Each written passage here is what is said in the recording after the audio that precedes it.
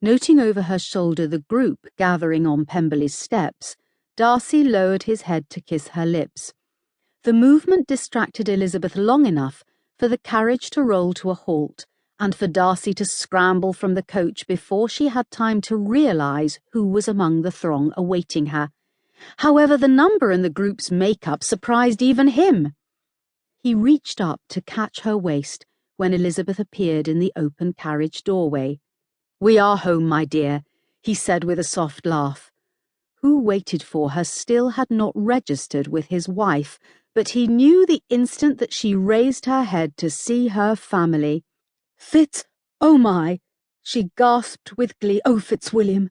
she repeated as he sat her on the ground, and she broke away from him and ran into her father's open arms. "You're here at last!" she sobbed as she cupped her father's face. "I cannot believe it. You're the most magnificent sight I've ever seen. But how?" She looked around frantically for the others. "It was Mr. Darcy's idea," Mr. Bennet rasped through a tear-choked throat. Elizabeth glanced over her shoulder at a beaming Darcy. "You'll pay for keeping secrets, sir," she warned good-naturedly, but she immediately returned to the comforting face of her father. "Where is Mamma?" "As we speak, Mrs. Bennet is dressing for the day. She'll greet you as quickly as her maid can apply her laces." Elizabeth just half acknowledged what he said.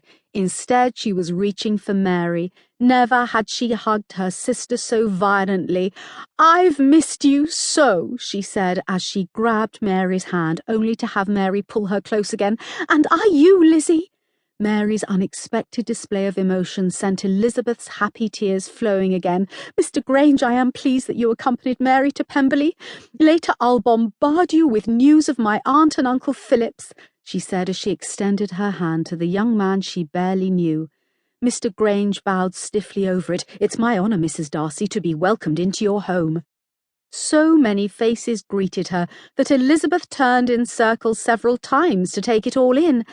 Then her gaze fell on Charlotte Collins. For a brief second, she just stared at her old friend and then launched herself into the woman's embrace. "You're here also," she said as she caught Charlotte in a congenial hug of friendship.